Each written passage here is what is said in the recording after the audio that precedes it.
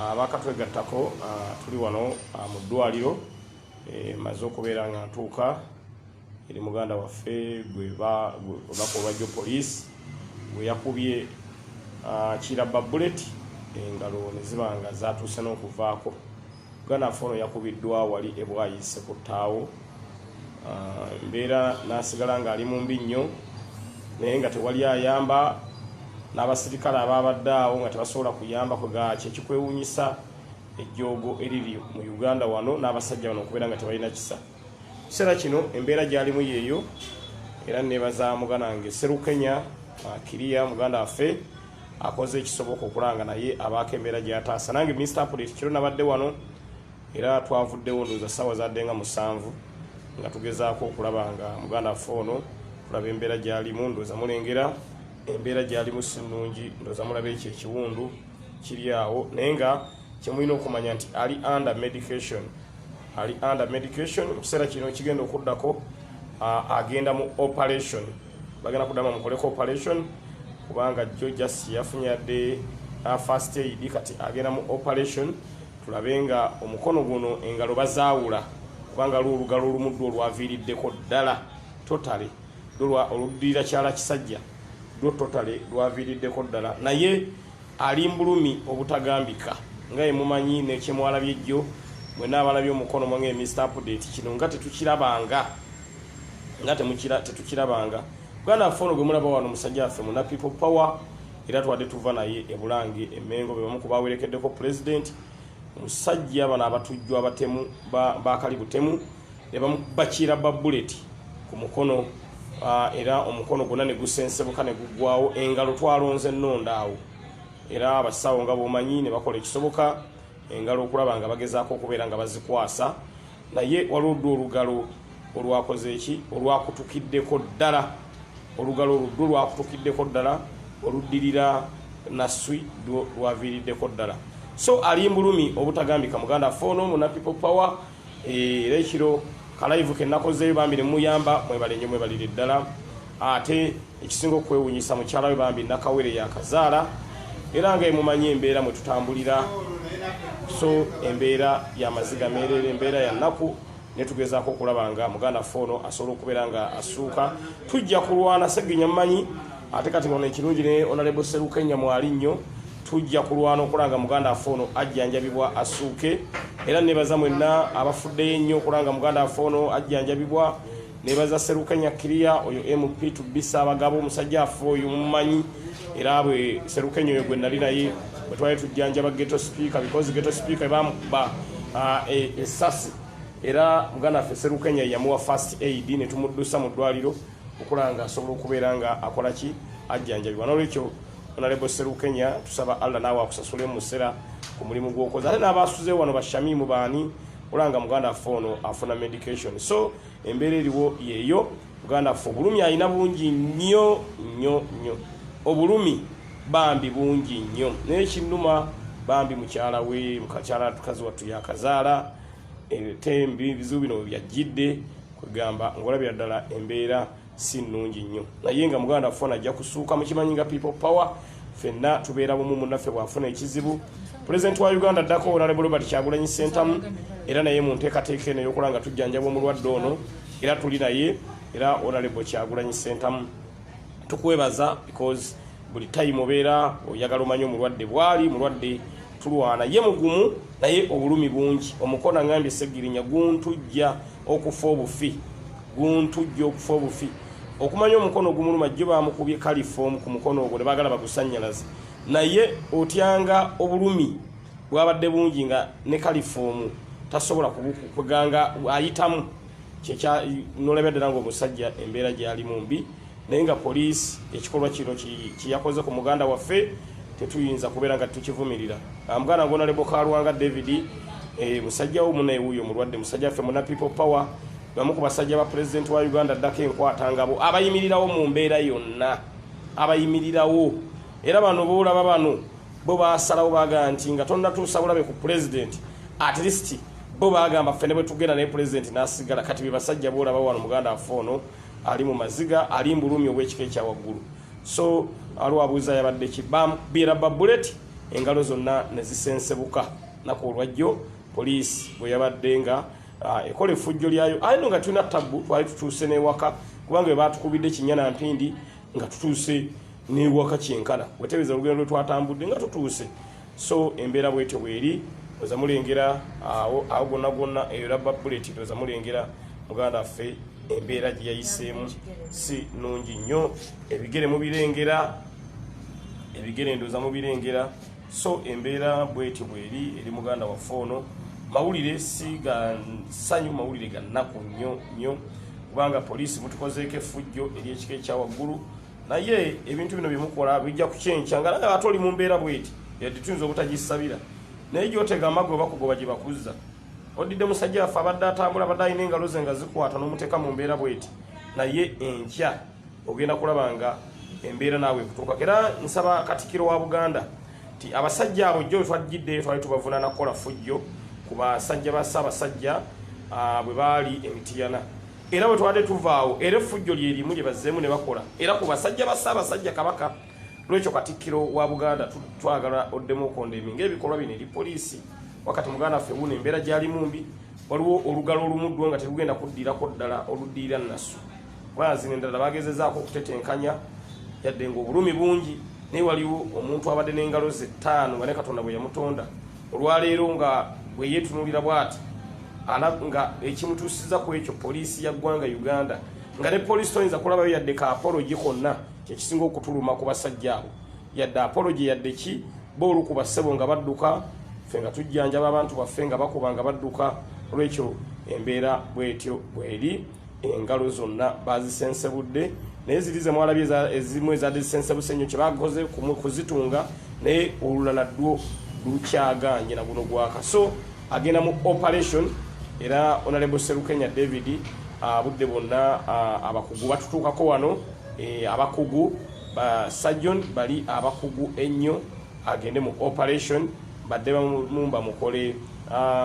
bamukoleko operation tulabe ng'engalo ze musajja tuzisobola okubeera nga atisi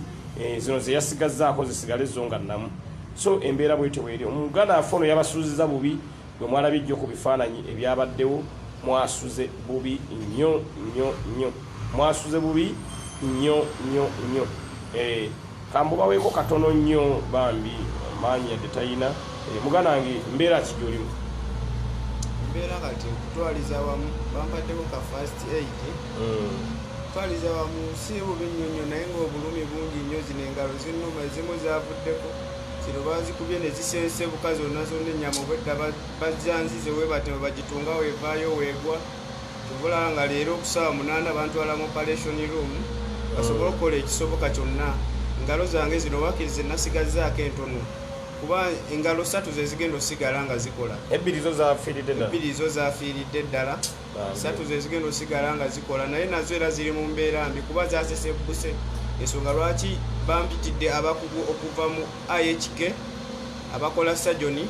bagenda kunkolerako wano ew'omwami Serukenya Honorable Serukenya David nga yewaayo tujjanjaba ffe nga aba people power n'akiteekamu ssente neera neebaza obuyambi bwe mwampadde bambi ggulo naye nsaba munyongera obuyambi bwe bamwina bambi mutaase kuba nina omwana naakamuzaala wiiki ziringa 2 nakawere ate mulwadde maama wange nzamulabirira buli kimu naye nasalawo nze mu struggle ndabe nga tubeera bulungi kuba Honorable Kyagulanyi wayitamu president tetusobola kubeera ddala bubi tekisoboka waffe tuyiwawo omubiri gulwe wakiri okusooka okutta president osooka n'otaffe yensonga lwaki mulaba nti engalo zino baazikubye olunaku olw'eggulo nabadde ngezaako kutaasa president molokayo baleme gibulookinga nga baagala akwate ku bwayise road ng'ate alina kuddawa magere nga twagala dde kalwere nze nensala nenzira wali nembagamba ino tajja kukola ki talina kuwetayo alina kgenda eri wuwe kati kye baakoze omusajja nga ajjayo kimundu nga nkuba engalo zonna nezisensebuka fragments zonna ezimu nezikwata kuno ku bisambi ebigere byonna byefeenya ndi wano siinaawo kyakule siina nakyenzizaako naye tusabe Katonda nze wennakomye wengenda okutandikira sigenda kugwamu maanyi sigenda kugwamu ssuubi essuubi ndina nti 2021 bwati watuukira tugenda kwambala engule pulezidenti waffe ow'ekkumi Robert Kyagulanyi Ssentamu nga yagenda otukulembera ate tugenda muyirawo omubiri ze sifaayo oba engalo kweziri oba teziriiko kasitama ekirungi tebakubya ebigere bitambula zino engalo si nsonga tulabayo n'abatalina mikono naye nga bafaayo balwana naye kati nze yasigazzaako wakiri 3 nja kusobola okitwala mu maaso sigenda kupowa mwebale nnyo oye muganda waffe ozamuwulidde okulajana kwekwo embeera gyalimu si nnungi mbeera mbi alajanye alina kyalina osobola okukituwa ne tukigatta ku kyajjo kye mwamusindikidde omukyala we n'abanga asobola okufuna ekyokukozesa mu ngeri emu oba mu ngeri endala kuba mukyala we bambi abadde yakazaala twebaza mwanyinaze Rebecca Agaba webale nnyo webalire ddala okubeera nga naye gwomu kuba atuwaddeyo obuyambi jjo naye nga muganda ffe yeetaaga obuyambi ate olaba tazikiza agambye yadde embeera yaguddewo naye tayinza kubeera nga olutala abasinga abalala bafunamu ebizibu ng'agamba mbivuddemu ebintu bya people power mbivuddemu ebintu bya nuupu mbivuddemu agambye waawonera we yakomye waatandikira ngenda bawaako ku mwanyinaze Shamimu wa Freedom Border naye ababuzeeko ye mujjanjabi manyi ffe mu nuupu twagabana emirimu onaffe bwafuna ekizibu tubeerawo paka nga suuse era twebaza Honorable Robert Kyagulanyi Ssentamu solidarity eno ey'okubeera nga tukolera wamu ku bantu baffe gwe wagizimba Honorable Kyagulanyi watuzimbira solidarity eno ey'okulanga ku bantu baffe tukolera wamu gwe eyagizimba Honorable Robert Kyagulanyi Ssentamu tukwebaza webale nnyo balire ddala muganda waffe yoyo mwamulabi mwenda yabasuzizza bubi mwasuze mukaaba amaziga naye ajja kutereera avuddemu ekigambo eky'omwawukanaga ndi bubi naye wentererera Sky Soldier naye agenda akuba ku matu era bwenva wano ate ngenda mu ddwaliro ne Sky Soldier tukikwasaganye naye tukikwasaganye yebbiru ya Sky Soldier yo eri covered mwera twebaza mwenna abasonze ekiro mwebale nnyo mwebalire ddala kyaliko ali under medication but biru eya Sky Soldier yo eri covered bulungi nnyo ate wano Honorable Serukenya atuyambyeko ku muganda afoono so twebaza Katonda nti biru ya Sky Soldier yo eyeddwaliro eri covered kambawe ku Shamimu naye abannyonnyole mulwadde bambi embeera gye yasuzeemu ate nammwera mumwebaze nako kuba munnange fe wofuna ebizibu abasooka okudduukira nga ne famire yo tennamanya be baana abaffe betutambula nabo mu struggle kambawe ku Shamimu balamusizaako muna banyabo ne basema abatulaba Shamimu Freedom Border bane tweyanza nnyo abantu bonna abatubeerawo mu buli mbeera naffe tubagamba nti tetugenda kubayiwa tugenda 2021 okuwangula akalulu kano sinakindi olunaku olw'ejjo Museveni twali tumutwala era twamusaasidde ebisasi ne tumugamba katulindeko ennaku zisembeera ezaffe ziri zennyini agende bulungi so mu mbeera yonna tuyita mu kusoomoozebwa mu kunyigirizibwa era lunaku olw'ejjo nga lwabadde nga tuzayo tutwala pulezidenti waffe batukubye tiyagaasi omutwala ebulange Mengo era nga tuddayo ne batukuba tiyagaasi abafunye ebisago babifunye naffe Katonda be yasobozeseza okuva mu lutabaalo olwo nga tuli balamu twasobodde okuvaamu nga tuli balamu baganda baffe tuyita mu kusoomoozebwa naye mu mbeera yonna mbakakasa nti 2021 Museveni tugenda kumujja amazima ga Katonda ku kye mwalabye ejjo buli kimu wedda mukiraba live ejjo Museveni yaddaangiza webazeeko ku mwannyinaza bamuyita Farida Muliisa asindise emitwalo 15 obuyambi obunabona aweereza emitwalo 15 abalala besajja kumenya mannya tweyanza nnyo baana ne Rebecca Agaba mwebazaako be batuwadde obuyambi tweyanziza nnyo lwa muganda afoono wa Freedom Border yafunye obuzibu twasalawo ffe nga Freedom Border tutambulira ku mukulembeze waffe mu mbeera yonna kabakube bagenda kututta naye ye ajja kusigalawo ng'akyali mulawo so tweyanza nnyo tweyanzeeko mwanyinaze Farida Muliisa bambi webale nnyo webalire ddala emitwalo 15 gituuse era ngenda kuwa ku mulwadde akwebazeeko ate yebaze ne ku Rebecca Agaba obuyambi naye bwe yatuwadde bambi mwebale nnyo mwebalire ddala waliwo asindise wano 15 Farida Muliisa Maama Farida Mulisa neyanza nnyo neyanzige mukama akwewojozeewo kingi ng'obwoya bw'entenkwe webale nnyo tulwanirira naffe tuli eno muliyo mutulwanirira naffe tuli eno twewaayo ffe waakiri okufa naye nga pulezidenti waffe Kyagulanyi tannafa tesobola mutuukako nga wetulisookayiwa omubiri maama tweyanza nnyo Farida Mulisa maama tweyanze Mukyala Rebecca Agaba naawe mu ngeri eno nyongera okwewaza mu ngeri ey'enjawulo webale nnyo maama tuyirawo mubiri webalire ddala tubadde tunaakajjawo akasente akakeddwaliro mwebale nnyo bambi webalire ddala ozi era mulaba embeera gye ndimu omusayi guno guna kulukuta guva eno naye tulinda operation eya sajoni agenda okujja batumiza abasajoni babiri bankoleko ku ngalo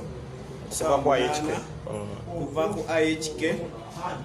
bajja wano eno tugenda mu operation room bantereze zino engalo 3 ezasigadde zasesebbuse zino 2 zo zafudde naye mwebale nnyo mwebale ddala obuyambi bwammwe nesabira abo ali alina kyatongerezaako atongerezeeko bambi tweyanza nnyo tweyanzeeko kyosindika wano omulwadde nga akwebazaako kyosindika wano omulwadde nga akwebazaako ebintu ebyaffe bya bwerufu bya accountability. That's why nteekateeka zaffe tuzitambuza bwe tuti Sky Soldier ye naye ali mu ddwaliro naye ekirungi kye biru ya Sky Soldier yo eri covered kasente ke twafunye Sky Soldier twasobodde okubeera nga ye tumu eri covered agenda maaso n'okufuna medication naye nga naye tannatereera akabina kasesebbuse ate ne private parties ze abasajja kye bazikoze ennaku otunulira Sky Soldier n'okaaba n'amaziga mwana muto akabina bakasesebudde kirabba bullet bakikubye kabina dabba bullet nekwatiramu n'ebitundu ebirala era singa nti sigamba nti privacy n'embalaga Sky Soldier emabega muyinza n'okukaaba kwegamba kaana kato bambi kasajja katu asajja abo abakuba batasaase oba bankolaki kubanga okuba nga segirinyo gamba kale naye kati Sky Soldier musajja atu mwana muto nnyo naye ayagala enkyukakyuka ate si oyo mutwalire nga mutabani wo ne bano abasajja bo ekituufu kiri nti batemu bennyini n'olwekyo tuli wano muganda waffe ono wa Freedom Border mwenna abamuyambye mwebale Rebecca Agaba webale Farida Mulisa webale n'abalala mwenna abasindisa obuyambi ekiro bugenda kutuyambako wano wakati mukyala we bambi yabadde yakazaala yeetaaga ssente ezimuyamba okutambuzaako n'okubeera n'omwana tange mumanyi ebye Uganda n'enju yakusasula kati musajja atu ye yingini agenda kumala kinkana ebbanga nga ddene nga tannaddamu kulikavalinga tulina omukwatizaako kakayambi akaliwo tukamuwe kamubeeremu wano kayabuyambi bumubeeremu bambi abeere n'obuyambi ng'omukyala aba asobola okutwala omwana mu ddwaliro najjanjabibwa ate n'okufuna ekyokulya mu ngeri emu oba mu ngeri endala n'olwekyo abakatwegattako yeeyo embeera egenda mu maaso muganda waffe ono yabakaabiza nnyo amaziga nazze wano nze ekiro ne mutunuulira embeera nange naku nenkwata nga nzibu nnyo olw'embeera gyalimu ffenna twasattidde kye bayita okusattira kwe kulaba munno ng'alaajana akaaba so kyekyagudde ku muganda waffe ono gwe mulaba wano abali ku the updates online page ng'alaajana ng'olengera bagezaako okukola kye balina okukola naye mu mazima ga Katonda ng'alaajana naye abakugu abagenda omukolako bavudde mu IHK International Hospital be basobola okubeera nga bakola operation ey'engalo zino ne bazaawula kubanga engalo yasigazza 3 twetaaga ezo 3 ze yasigazza at least zo zibe nga zifunctioninga yasigazza 3 kati nno nze nasembye okulaba nga ndabanga ayina ennya naye aŋambye olumu nawo lwaganidde ddala okubeera nga lutereera. Asani Katumba naye atuwaddeyo obuyambi. Asani Katumba, thank you so much. Tusaba Allah akusasule musera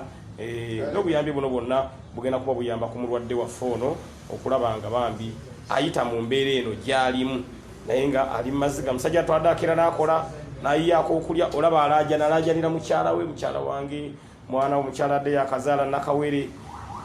yembeera eyo ate tulina okubeera nga tuyimirira naye mu kaseera kano kaalimu olaba tuyimirira n'abalala betutamanyi muntu ne tumugenda eyo neŋŋende Masaka nga mundaba kati era onva ku buli obwana bwe mwalaba obusatu obwazaalibwa nga tebutuuse naye nga oluusi ne betugenza okyalira tebatumanyi naye ate ono owaffe ayimirirawo eri pulezidenti waffe nti oluusi n'essasi gyebandikubye nga ligenda kukwata pulezidenti waffe ate si bwe likwata Seggirinya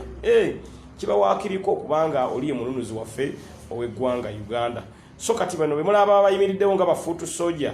baba bayimiriddewo ku lwa struggle baba bayimiriddewo okulaba nga at least basafeguardinga pulezidenti waffe because ako ke kabiriti kaffe Mr. Update nze ne bwenfa ne president nasigala nga mulamu manya nti Uganda bweneekyuka aba byembadde nnwanirira byonna bijja kutuukibwako yensonga lwaki ffe twatandikawo mmoto egamba nga tonna tuusa bulabe ku pulezidenti waffe ati sosooka Mr. Update so muganda waffe yono obweddamu mu mwanja ebigere ndoza mubiraba manya fragments zamukutte ebigere ndoza mulengera kale weewuunye ebintu bizibu nnyo ku bulumi bw'ayina kati ku mukono kati ate buno weebigere alinga atabuwulira naye nga ate nabwo bw'amaanyi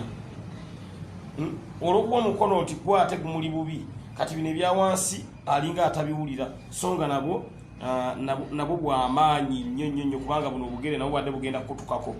obugere nabwo bwabadde bugenda kukutukako naye teebereza ku bulumi bwaliko kati n'ebigere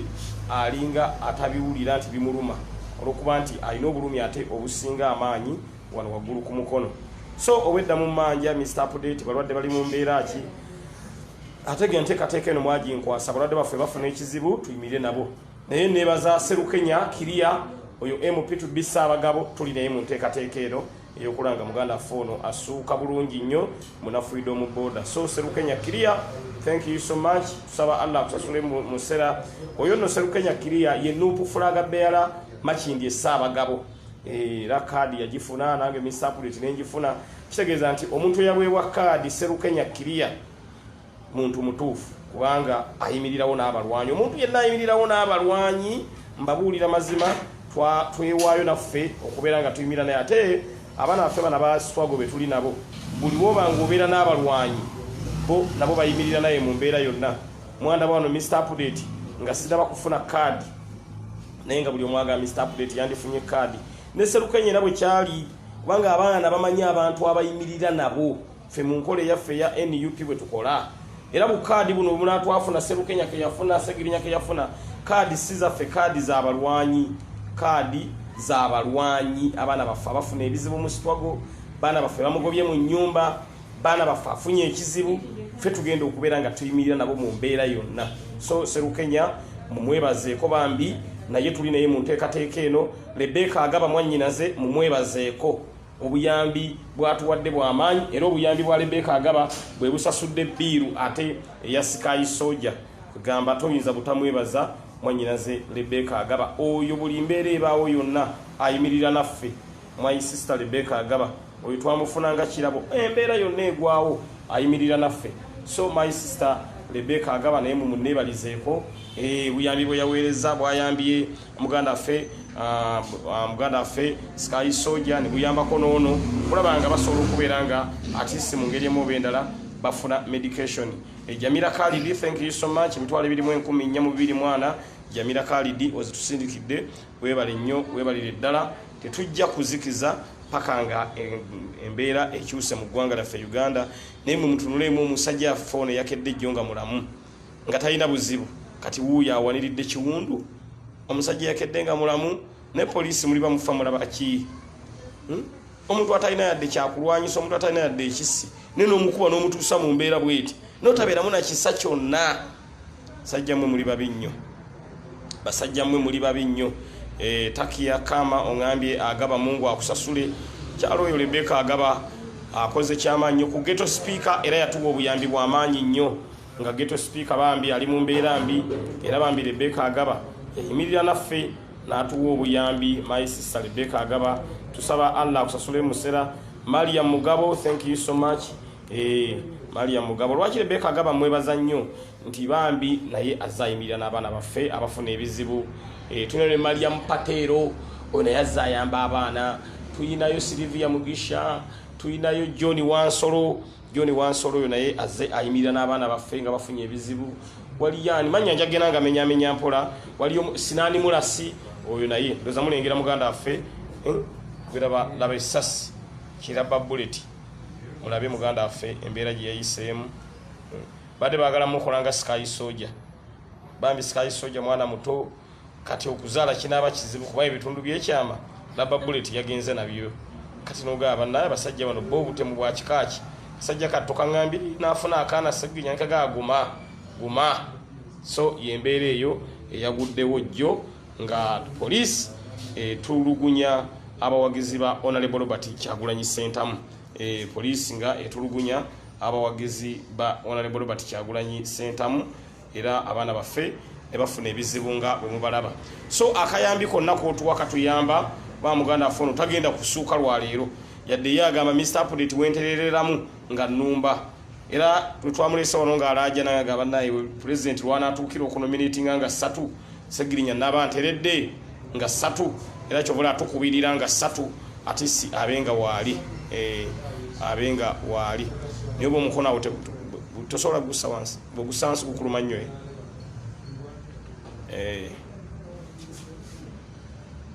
ndoza gusanayo piro kitegeera atono gwe natumi yandayo n'okuleeta piro gusaananga bwagu gutuula ku piro bwe guti bwalo gukola bwati kuva ku macha paka lwaggulu kuba gumuluma nnyo alese idea eyo nkulu nnyo mukono guno wama tulina gufunira piro nga gwo gubeera ku piro yaagwo nga gwo gubeera ku piro yaagwo ankikwasaganye kubanga gumuluma nnyo oguwanika Mande paka Sande tajja kumalako katu agenza okunona essuuka kamugambe aleeteyo ne piro tulabenga mu ngeri emu oba endala afuna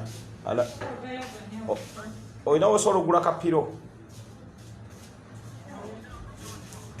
eyo tuuse kale nakafuna so embeera bwete bweri naye twebaza abasawo abamukozeeko first aid ekiro bambi walabye bayise mbuzibu bwotalabanga bakazi battu bannange obwedda ntunulayo bwe nti nze nenziruka naye nga bo weebali ekyo nakyo tukyebaliza Omukama Katonda basobodde omuwa first aid naye nga kati agenda ku sajjale agenda ku sajjale agenda ku sajjale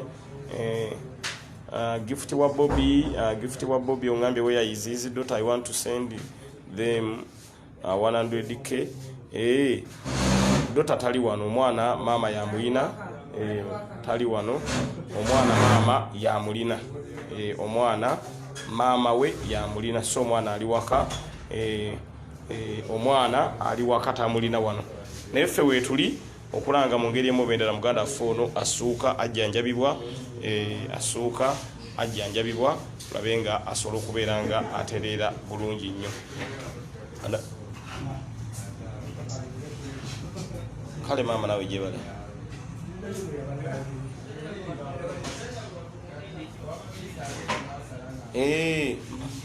ye maama kozi manya ki maama kale kwebazeeko wano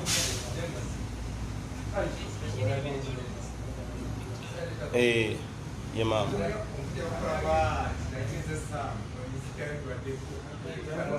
so embeera bwetyo bweri abakatwegattako abali ku the updates online page mami Esther webali nnyo ebalire ddala mami Esther atuwadde emitwalo 14 mami Esther webali nnyo webalire ddala mami Esther thank you so much tusaba Allah akusasule musera mami Esther towards medical bills of our brother who was badly beaten by Uganda police eranga embeera gyali musennungi bambi mami Esther webali nnyo muganda affe ajja kuba asobola okutambulizaawo embeera naye yakubiddwa Rubber Bullet abasajja abo abatemu abatujju ngenda sooka nveewoko kati ni abasawo balina bebaagala okutereza then nja kuba nzira katono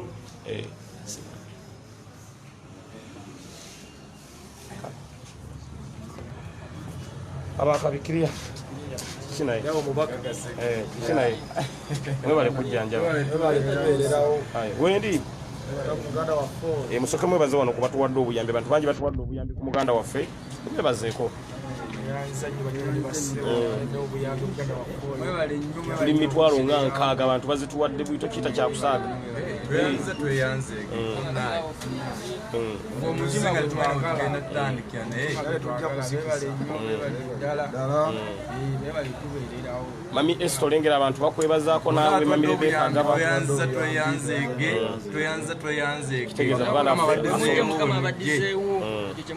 tuzinga tumayo tugenda tutandika naye tweyanzeege amina mwebazeeko abantu abali ebweru bantu bali mu beebazaako wano eno ttiimu yaffe ttiimu Freedom Boarder bwe tutambuza mu sitwago muno ejje lyakyagulanyi lino ery'okutaka eri mukuuma wonna wabeera nabo bazze okulaba ku muganda waffe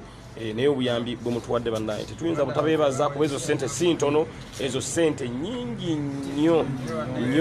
ku muganda waffe ali ku kitanda wano ng'abadde talina na kyakulya nga talina na buyambi bwonna bwe tufuna obuyambi ng'obwo tetuyinza butabeebaza abantu b'ebweru mwebale kuyimirira nabaffe mu mbeera yonna tusaba Allah abasasulemu musera muganda waffe alina obulumi bw'amaanyi naye bw'alengera nga muyimirira naye mu mbeera yonna mutuufu tayinza butasiima ate twebaza ne Honorable Serukenya David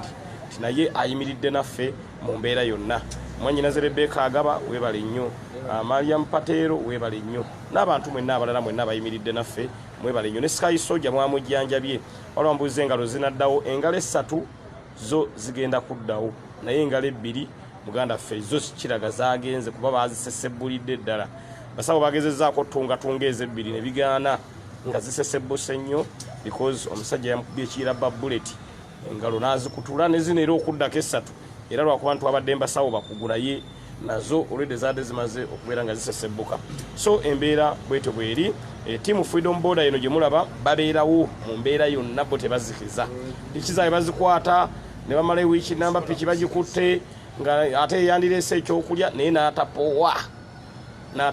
nolwekyo baganda baffe bano nabo tubeebaza aba Freedom Boarder okuyimirira n'abalwanyi katwala leero omulala abambibye naye bazze wano kulanga muganda waabwe asobola okubeera nga assuuka so embeera eriwo abakatwegattako mwebale nnyo mwebalire ddala our sister Rebecca Agaba weebale nnyo ebalire ddala Rebecca Agaba atuwadde obuyambi bw'amaanyi jjukira abalwadde bali 3 kati Rebecca Agaba kye yakoze nanga nti Mr. Update abalwadde engeri gye bali 3 buli omu agendeko emitwalo 3 omanyi kye kitegeeza ekyo buli mulwadde agendeko emitwalo 3 kati kye tukoze Sky Soldier ye ne tuteekayo ne wano ntaddeyo tulabe nga embeera etambula omanyi kye kitegeeza ekyo my sister Rebecca Agaba kye watukoledde kyo tekiyita kyakusaaga ala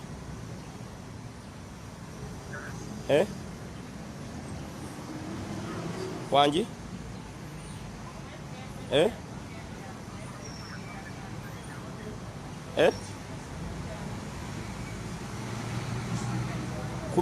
kubira mu Robert Valerian Annington naye atuwadde emitwalo gigino mmeka giri 3 kandabe bazituuse Valerian Annington naye atuwaddeyo obuyambi banaye mwebale nnyo kujjanjaba Valerian Annington obuyambi butuuse Valerian Annington obuyambi butuuse bane naye mwebazeeko Valerian Annington obuyambi butuuse Valerian Annington thank you so much tusaba Allah kusasule musera Valerian Annington naye atuwaddeyo obuyambi obweddwaliro thank you so much tusaba Katonda akusasule musera kubanga otukoze bulungi nnyo Valerian Annington kasaga mugabeere nga akubira gwe ndikulayo soko mukubi adda akubira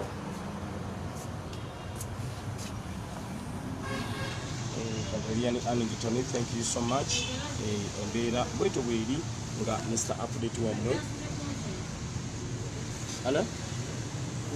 naye okimanyi ndi Robert lwakisiga obanga okubira nga ate olaba ndi kulayivu obadde ogamba embeera bwetyo bweri abakatwegattako abali ku the updates online page mwe bali kubaako mwe bali kubeera nga mugoberera ensonga zonna ezigenda mu maaso mu ggwanga Luganda ate obwedda Honorable naye amaze okutuuka obwedda mbagamba eyatuyambye ennyo n'okulaba embeera eno Honorable Serukenya Kiria kamubaweeko Honorable Serukenya kansoke congratulating okufuna kaadi ya NUP. Ekyokubiri nkwebaze okubeera ng'oyimiridde n'omulwadde waffe newankubadde waliwo abantu abatuwadde obuyambi naye obuyambi obusooka guwakoze ekiguwa bukoze era abasawo bo baakoze kyamaanyi ng'engalo zisensebuse zigudde wali abasawo bo ne bazitunga ne bazizzaako so tetuyinza butabeebaza. Ssebo Honorable Serukenya kkiri abantu bannyo bakulaba wano baako kyoyogera muganda waffe. Mwebale nnyo mwebalire ddala amanya n'eddoboozi wa Serukenya kkiriya empologoma emu bwete ya Ssaabagabo aba diaspora bamanyi nga owambyulensi era nga nze fulaga beera wa Makindye Ssaabagabo. Kikulu nnyo ekyo. Twasalawo lino eddwaliro naliwaayo eri struggle ne ŋŋamba tugenda kulaba nga tutaasa buli muntu yenna abafunye ekisago eky'amaanyi. Ate nga engeri gye nakolera ebbanga eddene mu malwaliro amanene bwe tubaawo ne keesi yonna ejulidde tusobola ogirifaalinga mu malwaliro amanene ate ne tugigoberera. Naye tuli ba mukisa nnyo nti omwana tugenda mu managinga tulina active theatre. Omwana yafunye obuzibu ebisago by'amaanyi obugere bwasesebuse wansi then nafuna ebisago ku bisambi omukono ne gusesekuka ng'amagumba gali bweru. Kati tugenda kola operation etandika ssaawa 8 ng'omwana agenda kulongoosebwa. Engalo emu eriri eyanasu egenda kubeera amputated oba egenda kugibwako kubanga yo eriko kalebwerebwe tugambe yakutukiddeko ddala. N'olwekyo n'ekirala tugenda kukozesa ennyama eyo okuzza mu bitundu ebirala eby'amagumba agalabika tulabe nga tuddamu okoperative okopeninga. Kati mba mukwate eno eyanasu ne mugenda nga mugigattagatta. Tulabe nga tubika amagumba ye operation gye tugendamu. Ejja kuba it's a major operation kubanga tukozesa spinal tulina omusiriza era agenda kulongoosebwa naye ng'agenda kuba bulungi tukkiriza Katonda nti ali naffe tujjanjaba Katonda n'awonya. Naye njagala okuvumirira kintu kino nti abasajja bano bavuddeyo ne beetonda mu maaso ga Katikkiro ne bagamba nti tebakyaddamu naye ate nga bakola ekintu kimu kitegeeza tebeetonze. Amakulu g'okwetonda kitegeeza sikyaddira.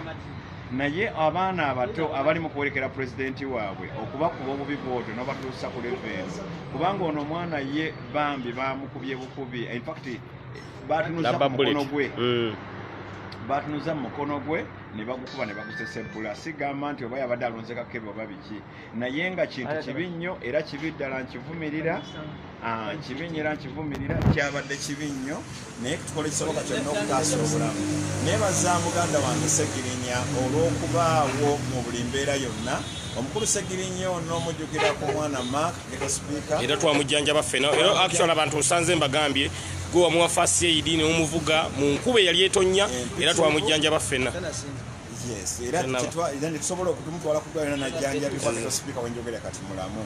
Naye era nono tugenda kukola ekisoboka kyonna wabula era kyenjagala okutegeka ngenda kuteeka kye bayita first aid training nga ngenda kutraining abaana aba group ezanjawulo nga Bobby Diehards abaana nga aba Freedom Border abaana ba Foot Soldiers ngenda ba training nti omuntu bw'aba afunye obuzibu okola ki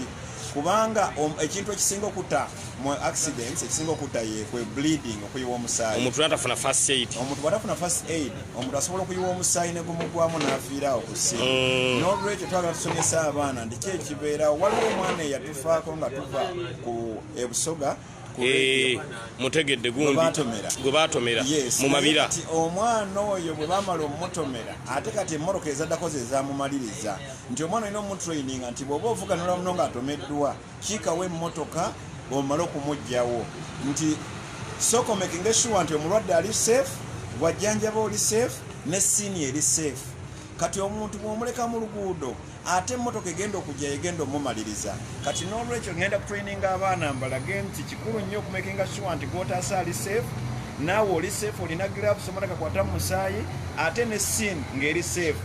Kuba pikipiki bwesigala mu kuba emmotoka ejja kubeera ate n'emmotoka endala egwa ekigo. N'olwekyo tugenda kukola training eyo mangu nnyo tuyigirize abaana kubanga n'engeri gye nina constituency n'okukakasa nti pulezidenti agiwangula. Kati nina okukakasa nti abaana kyendi nkolayo Basserukenya abalala nabo mbayigirize nti otaasa otya omuntu bw'aba amenyese ng'oba azirise omwebasa otya mu recovery position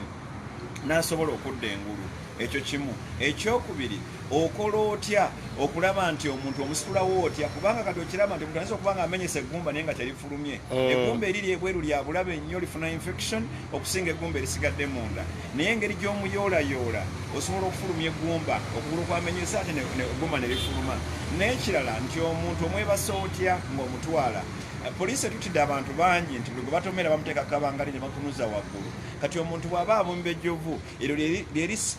lyerisiba airway oba obulago n'atasobola kussa n'afa noba nga gwayamba ate gwossa omuntu kati byonna tugenda biyigiriza abaana tulabe nga tutasa obulamu bwa struggle naye nga mbeegayiridde abali mu diaspora muyimirire naffe mu mbeera yonna ekisinga tusabira. These are my prayer requests. Bino byensaba mutusabire. Ekisooka mutusabire protection. Ekyo kikulu nnyo nga kirimu okuuma akalulu n'okuuma obulamu. Ekyo kimu. Ekyokubiri musabire provision. Mukama agabirire kuba twetaaga obugabirizi. N'ekyokusatu musabe Katonda akyuse emitima nti abasirikale babagamba mukube bo bagaane bateekemu obuntu badde ku ludda lwaffe emimundu bazitunuza eri. Ebyo bye mbasabye mutusabire. Tuli ku ground tukole ekisoboka ate tujja kuluggusa kubanga ekingumya biri bibiri abantu basazeewo ne Katonda asazeewo. Katonda ali ku lwaffe n'abantu bali ku lwaffe. N'olwekyo kyetwatandika tugenda kiggusa. So sawa munana tulina operation mu kifo kino okulaba nga abaana bano bataasibwa okubajjamu fragments n'okumakinga sure nti omukono gulongoosebwa yajja kusigaza tujja kutaasa engalo esigale zibadde zaakuvaako ne tulina abakugu abamala. Twebaza Katonda nti tulina ttiimu wano ekola wano eri 90% mulago team kuba nakolera mulago gye nakolera obusawo bwange nenzigyayo abantu abalina omutima ogw'eggwanga benkola nabo era sijja kwogera mu mannya g'abasajja n'abasiisa naye nga tugenda kukola omulimu gwonna okutaasa obulamu. Honorable Serukenya wafunye essanyu kijjo ku bunkenke bwe tubaddeko nga n'abantu abadde batandise okuga nti Segenya mugenda kubeera nga ba independent era abamu abadde bajja nga ba independent ddala mu political parties zaffe mu political party yaffe nga batuvuganya babadde kye basabirira omusango at least gugoleki gutumegge nti naffe tubeere independent era ekusaidi eyiyeyo kyabaddeyo nnyo independent yakujjako kyeyabadde asabirira bodde wange Kawempe independent yanzijjako kyeyadde asabirira sanyu kiri wafunye Honorable Serukenya nga tukubye hands down points yonna ekulaba abantu bali bayitirivu nnyo kuno nakafuna essanyu eryenjawulo mu bulamu bwange lya mirundi esatu eryasooka lwe nasooka okulinnya ennyonyi essanyu lyange eryokubiri lwe nafuna kaadi nabuuka mu bbanga ne mbanga enje essanyu eryokusatu lyabadde olunaku lwaggulu nga tuwangudde omusango nze mukulu Segirinya nali nagaana okutimba ekipande n'ekimu kubanga nze okuwangula ku lusetaaga kipande naye kyaŋŋaana okutimba ekipande nga njagala mmanye sente zange zigenda kugula bipiira oba zigenda kugula bipande kwegamba babakola nsobi yonna babadde baluguddemu okimanyi gavumenti yadde ekyukajjo nkugambye bakitegedde raba tugambe babuuse naye ate njagala ŋŋambe nti bakoze ekituufu lwa nsonga baba tebalina kyakukola they had to but they never wanted it to.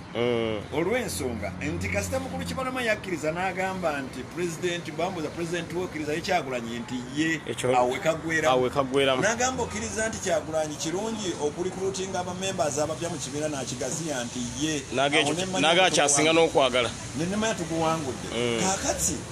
era tewaliyo musango naye ekigendererwa kyali kimu baali baagala abaana batye okwesimbawo bajjenga independent kubanga singa tebateekawo kisango sange ekyo twalibadde ne bacandidates abawera olukaaga era twafiiriddwa abantu bangi nnyo nga balowooza nti nuupu bagenda kukola ki bagenda kugisazaamu eyo ye yali eddiiru yaabwe bakendeza abaana bagenda okwesimbawo kati abantu abaali olukaaga abaana MP abali badde olukaaga twasigazaawo batono naye ate kyatuyambye okumanya ani owaffe kubanga munno omukabi ye munno ddala kati ate ayimiriddewo naffe mu mbeera eyo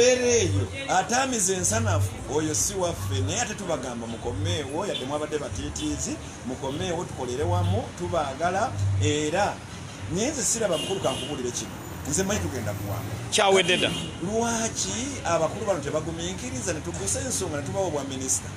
nayo kyekinkanga era nze nagenda nkambe ntiwo tumugamba nti gumiikiriza okwata obwa minisita otugenda kuba n'ebifo bingi nnyo obwambasada kankuwa ekyokulabirako baatutuuza wali eri ku ofiisi za Kampala eza Nuupu mu Kampala wali erubaga kati nze nensaba ensonga nasaba omukulu gwe bayita inkambe nemugamba ensonga emu lwaki nkulekera ogimpanga yaggwanga nkulekera nze nengenda nkola defensive drive zange n'okuuma president sawa omutendeke bwe tunawangula nja kuba minister of health nkulekere constituency ensonga gye yampa yali paso mutali yaggwanga nemugasi nja kulekera kubanga bwe nvaamu ate owenaalemu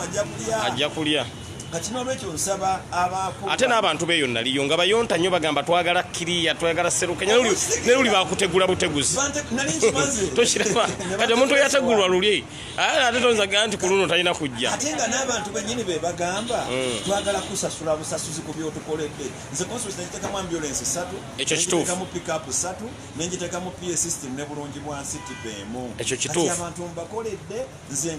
omukazi mukwata ne mulabirira nga yakafuna olubuto ne mulabirira emyezi 9 ne munona mu ambulance ne muzaalisa ne muzaayo mu mitwalo 15 naye ate ambulance okujja emulaga okutwala mu tawuni okufuna CT scan ebaya mitwalo 15 kituufu naye nze gyenkozesa emyezi 9 nali nnumwa nnyo okulaba nga bamaama bafiira mu ssaanya neŋŋamba kanteekewo ofa naye neebaza Katonda nti wantumazeewo emyaka egiwera 8 naye tetufiisangayo muntu n'omu kikulu nnyo ekyo okitegeera so Katonda atubeereddewo okulaba nga tutaasa obulamu bw'abantu n'olwekyo njagala abakubiriza abantu ba mu diaspora nti batusabire batubeereremu ate bamakinge sure nti bakabirira Katonda atukolera ebyekisa n'olwekyo mwebale nnyo mwebalire ddala amanya n'eddoboozi Serukenya Kiria empologoma ya Ssaabagabo tuli mu bipande era Ssebuke baasaze omusango nti tuguwangule natandise ebipande era mugenda biraba olunaku olwaleero okuva ku Freedom City mpaka Kajjansi ebinene era nagambye abaana kya Serukenya kya president akantu ako era kano ke malengero okugamba Honorable Serukenya yongera okemphasizinga abantu bakuba ebifaananyi Honorable Serukenya bakuba byabo tebateekako president ekintu ekikyamu nakubye ebipande bingi nnyo era ebipande ebigenda okufikawo ngenda bikola ki ngenda bikwata mbitwala ekamwokya bigende nakapiripiri naye nakubye ebipande bingi nnyo nga bya constituency yonna era ngaebipande bino bigenda kukola mu infrastructure kweyanza nnyo oyo Honorable Serukenya Kiria empologoma ya Ssaabagabo era yagenda okubeera MP wa Ssaabagabo yalina nuupu tiketi nga nange bwenyine ya Kawempe North ne Serukenya yalina eya Ssaabagabo waliwo komanda waffe wano azze okulaba ku mulwadde naye kansooke mala okubalaga entambula ye then mubawe bana abantu Kyagulanyi bamulimu ndowooza mulengera mulengera kati omuntu nga bw'ati kiki oyinza omugamba Mwai Museveni kati omuntu bw'oti omugamba ki oyina kukitabo ti ekintu n'odduka yakwata emmotoka ye n'agiteekako my president akakalu kitegeeza tukayina bwe yamala sitika tezimuggwako eza president n'amala n'ateekako gundi yaffe NUP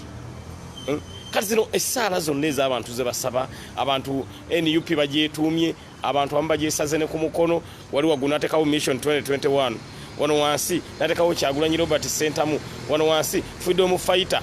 baana emu eriko ebisuusuuta president byonna ekyo mumanyi kyekitegeeza ekyo mumanyi kyekitegeeza muganda fono ngenda mubawaako naye azze kulaba ku mulwadde kyekitegeeza amaanyi g'abantu muli munda mwonna mujjudde ebintu bya Kyagulanyi Robert Sentamu kati abantu nga bano tolana kyoyinza mugamba amazima ga Katonda mugulu okujjako okuta entebe n'odduka n'omulekera entebe muganda ffe owekitiibwa jangu abantu bangi nnyo bakulabeko bakwebaza n'omulimu guno gwewakola muganda ffe yoyo muna people power muganda ngebuuza ku bantu taata watwawa mwena balamusiza nnyo manya gambye ekikumagola gye gundi mwana wa Mbogo kirungi nnyo ekyo Kyagulanyi sula nakwerawo n'obusajja nafu nebadde bunsalasalako olw'entambula yaffe eno olw'entambula eno oba oli amunaana ogw'ekiro genda okulaba embwazi bwogula nojjako sekiteraiti zonna olaba ekiti genda okulaba bwambuka budduka emisinde waggulu nabusali amagezi nakuwa embwanga nnyo ewange ziba okutuukawo gabula ebujja sekiteraiti nga nzijjako booli awo nga buzzaako lwomu paatulo zansalako nga nnya ku motoka olw'emmotoka yaffe eno era emito gyange bagiyize emabega bambi sorry balowooza nina byenteekamu eyo kuba ngaba nnyo kadi za nuupu nakola kolo ninge yamanya nti bagenda kubaawo baga nenjireke waka kugireke waka bayuze moruka ni bayuze emito gy'emabega gyonna banoonya binoyito bengi bakyebalaba naye nsitwaga omwendi tulina okubeeramu ekijja kijje tuli wamu ne Kyagulanyi kijja kijje entebe tulina ogiwamba tulina ogitwala kuba yaffe tetugenda kuddamu kukkiriza muntu yenna okujogera mu nsi yaffe wakulu nnyo omuganda wange Uganda bebereremu Uganda ng'ensi yaffe ekijja kijje nze mwendi nnyo nasalawo era enzulu simugiraba kampeyini nzikuba sina gye siraga era enkya ngenda Luweero enkya olumba Luweero ebifaananyi olina ebya pulezidenti ebikumala ebifaananyi kati gampedde kwala omwana ankubira naye sinyingi kuba teriiko era okumpa posters ezo nenzitwala naye simu egikuba teriiko nja kulumba ku Nasandabe nga mpa posters ezo omulimu nasalawo ngukole kijja kijje ambiwe bali muganda wange sesimbyewo ng'omukulembeze sesimbyewo nga wabula gulwana mission 2021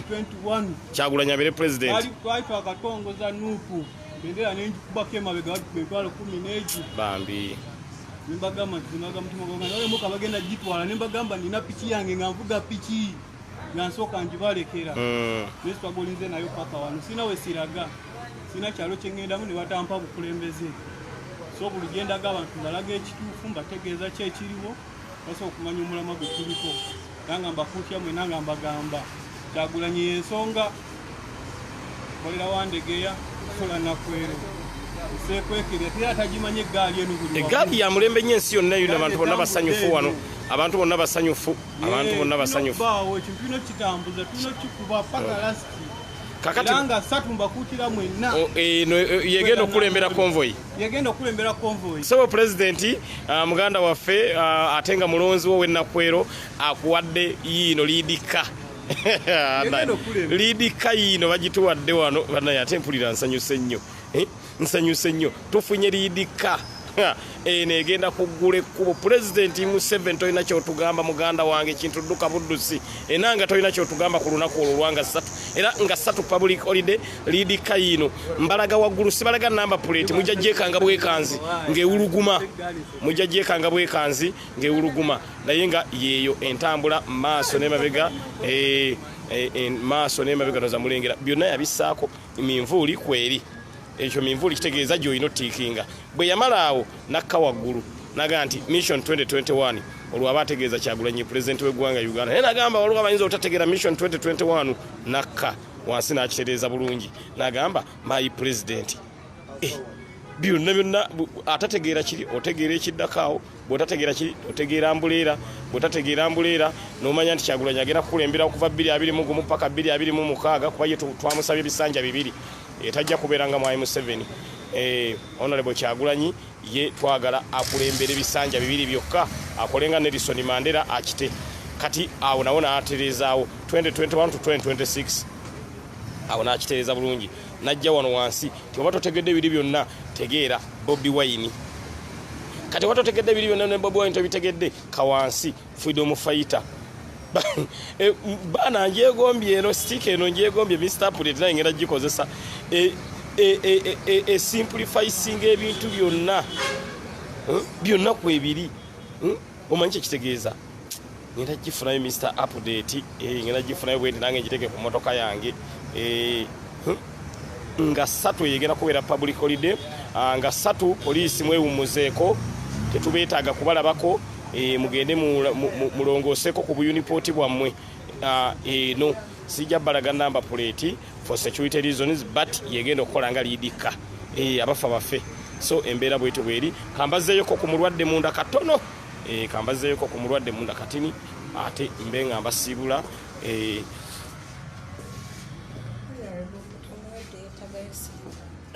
kale kaba binone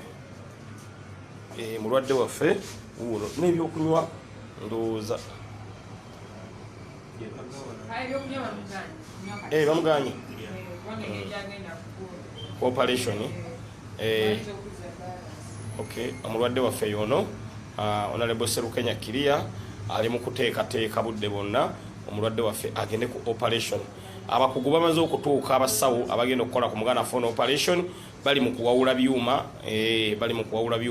abamu bavudde ku IHK abalala bavudde Mulago so tutaddeko abasawo abawera 10 abagenda okubeera ku muganda phone tayinza butasuuka abasawo 10 ng'ate bonna bakugu Honorable Serukenya abaleese naga nti muganda ffe njagala engalo ziddemu zikwata ati size 3 zasigazza zo ennya zasigazza zo ziddemu at least zikole ki zikwate ng'asobola ennya zisobola okukwata fulaga zisobola n'okukwata ekifaananyi kya pulezidenti kyobola tumukanika mangu awone nga 3 atuuke ng'awonye kyetusinga kati okubeera nga tulwanako nga 3 tugenda okutuuka ng'awonye so embeera bwetyo bweri katumala ate okukwasaganya ebirala nja kudda tubategeeze naye nga operation ya ssaawa 8 muganda affe ng'agenda mu operation omukatuliki saba omusiraamu saba omulokole saba buli mu ddiini yo saba tulabe nga muganda affe operation agivaamu bulungi ate katonda amwemu obulungi asuuke mangu then tumanye enteekateeka nga bwe tugenda okubeera nga tugitambuza naye nga nebaza tiimu yonna eyimiriddewo ne muganda affe nebaza abaana baffe bonna aba people power muganda affe ono komanda waffe oyo nayazze nagaki ekiganye seggirinyo mulwadde embeera kiki waliwo ekyetaagisa ntambula yebuze tumuteeke mweno liidika ya president tumugamba nti operation zigenda kukolebwa wano so embeera bwetyo bwe twebaza bambi solidarity ene y'abaana munnammwe naafuna ekizibu ne mujja buli munnammwe bwafuna ekizibu ne muba naye asigala ng'agumye